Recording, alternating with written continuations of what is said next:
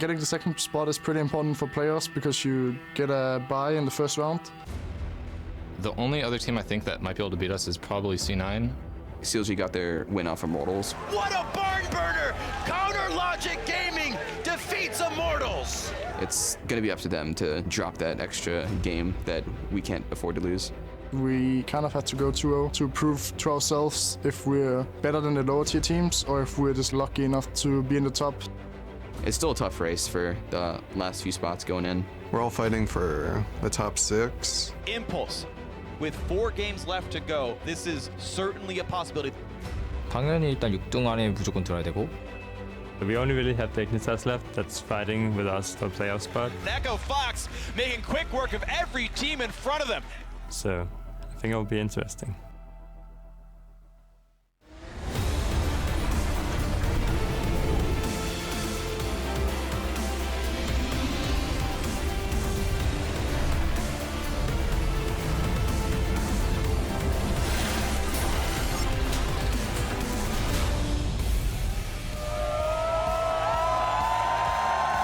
Welcome, ladies and gentlemen, to Week 8 of the North American LCS. We're coming to you live from the Battle Arena here in Los Angeles, where teams and fans are ready to resume the spring split and partake in today's league action. Now, earlier in the day, the crowd was lined up and getting pumped for the day ahead, with Kindred making an appearance as well. And here you can see Cloud9 arriving at the studio. Sneaky there, bringing up the rear.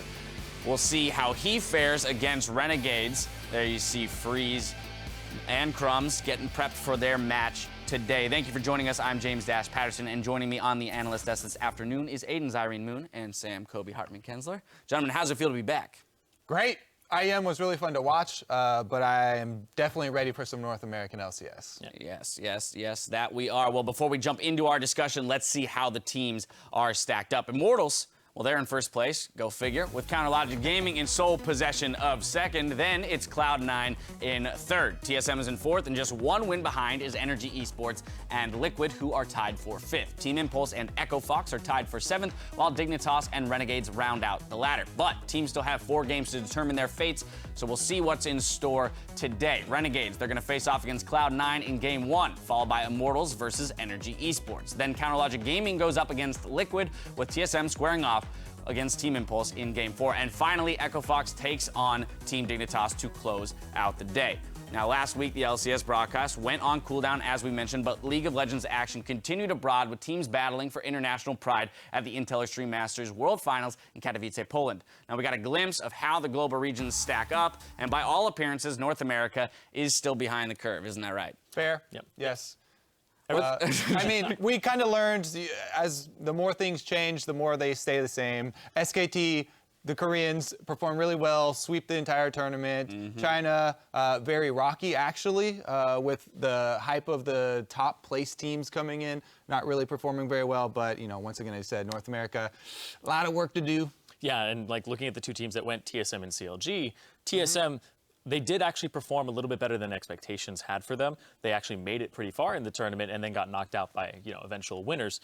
But, sorry, not eventual winners, but of course. But they had some slip-ups, right? Because this is all, they had to make such they a had long some, journey. they had some because of their first game against Ever. So, I mean, Exactly. blunders like that are hard to ignore, even with the improvements that they may have made and the time that they got to spend on the international That's stage. the big thing, is they got to spend multiple games, like they almost played half of an LCS season worth of games in order to actually improve and work on their teamwork and be in a setting where they're on stage, right? 'Cause you play a lot of games in scrims, but having that stage experience as a team is what matters. And recovering from a loss immediately to play again is a big thing for your mentality and show some resilience for TSM. Yeah, I think they did show that they do have a lot of things to continue working through, though. There seems to be some tension with the duo lane for them, hoping that, you know, all this international travel has sort of put it to the test, and maybe they'll come back stronger. Now, Kobe, talk to me a little bit about CLG, because expectations for CLG coming off of the Immortals and Cloud9 victories that last week were pretty high, and yet... Yeah, talking about expectations, you know, obviously the Chinese team sending their high seeds over, there was a lot of expectations. Same thing with CLG. CLG had just had an amazing week in North America. They beat Immortals,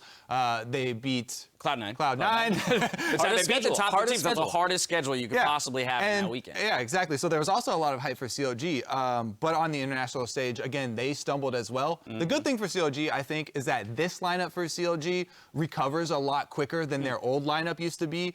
Because they have these new guys in, Stixay and Huhi, they seem very open to learning and very open to improving. You know, continuous improvement is definitely a high priority for them. The one thing that I would say, though, Stixay definitely has some confidence issues. You can see it when he plays on the international stage.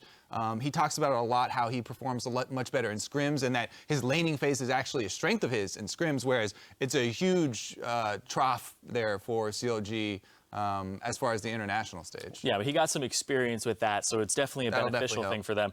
I do actually want to talk about, because you're talking about the new guys coming in and how the mentality is going to be something that's, you know, a little moldable and they'll be able to change over time. But I think Darshan in the top lane showed a little bit of a resistance to actually changing, because the meta has been shifting towards those top lane tanks as opposed to the carries. And we saw him pull out of Vladimir of all things as well, and he wasn't really kind of adjusting his playstyle to what was happening around him in the meta. We'll get to the patch discussion in a bit, and then we can actually, I think this is a good thread here on CLG, because it's interesting that you say he's kind of resisting change, because he is trying something new with the Vladimir, but he's doing the same thing, right? Yeah. So CLG, I actually like that CLG is committed to this high lane pressure style where they are constantly split pushing. It's kind of their identity, right? It's CLG. They pretty much always want to do 1-3-1. They want to do this high pressure style. That's how they want to win the game. But we saw him try and bring out something new in the Vladimir. The all magic damage was easily countered by just the banner of command. And so I guess they did get some takeaways, and they did learn something there. Very difficult to deal with. We'll see how they evolve given the prevalence of tanks in the top lane now, and we will get to that patch discussion in just a moment. We've dealt with the international competition. Now let's return to the domestic competition. There are only 4 games left in the regular season, and every team in the league has something at stake, whether or not it's avoiding the promotion tournament, earning a first-round bye, or just cementing playoff position. These are all on the line. Now let's peer into our crystal balls, gentlemen. Please help me and discuss the future of these teams. Kobe, how could you forget your crystal ball? No, but I want to judge specifically on strength of schedule, looking at the top 4 teams in particular here and how they're going to close out the regular season. No ball needed. Perfect. That's what we have here. Stats. Production's got us covered. Yeah. As you can see here, the strength of schedule for pretty much all of the top teams looks very similar, and it also looks pretty easy. So this looks to me like a case of the rich get richer, sort of the aristocracy of North American LCS are going to stay intact, and the top 4 teams look like they should be able to hold on to their spots. Maybe a little movement there for TSM, kind of on the border. Now to note, Zyrene, clearly Cloud9 have the easiest road in terms of record, and TSM have the toughest. But, you know, to Kobe's point, does that matter so much when you're looking at probably these 4 teams, if everything goes to chalk, end up staying in their same positions, 1, 2, 3, 4 down the line? Yeah, I think it's most likely going to be these 4 teams in this position. There is a little bit of variance there. We don't know what Renegades is going to look like with 2 new members on the squad as well. And of course, Immortals versus TSM, there is always chance of an upset, and you can get that extra point and come up the standings and possibly force tiebreakers and stuff like that. So there is always movement to be had with upsets. It's an interesting thing too. Having Immortals in your roster to still play there for TSM definitely boosts the win-loss record of the rest of the teams. Makes it look like a that one icon being up there is like, oh, okay. Whoa, everything changes. All right, well, those 4 teams, we'll see how they fare as we close out the regular season. Aside from their competition, though, there are still plenty of other variables that can shake up the score. One substantial change that every team will face this week is the fact that they're playing on patch 6.4. So we've already briefly hit on the tanks, Zyrene. Now, outside of just affecting CLG, let's further discuss how the top lane meta might evolve with this patch. Yeah, basically, it's not so much a change in the patch. I mean, GP and Fiora did take nerfs. Fiora is still likely to be banned and picked, but now we're seeing top lane tanks Rammus, Poppy, and we're also seeing Nautilus come in there, which means that we're also seeing more stake in Trundle come up. And that's the thing for me is these top lane tanks are meaning that you carry junglers are now back in. People can play these and have 2-threat, 3-threat comps, and then a big tank in the top. But how are Huni and Darshan going to adjust to this as carry top laners in the 1 and 2 spots? That's the big question for me here. Is that going to affect them, and will they take a little bit of a slide in the standings? It is possible, but I want to see how they adapt. Is this the death of Quinn in the LCS? Probably yes. Yes. Save for Hooney, maybe. Okay. Which is fair, because apparently he'll play it into anything. He doesn't really care. Yeah, but really what I'm looking forward to is, 6'4", we've got Jin buffs. Yeah. So that's my big thing for this new patch. And Sneaky's already played it without the buffs coming in even. So there's a very high chance of Jin bans probably against Cloud9. Right. But I actually think that other AD carries will play it as well.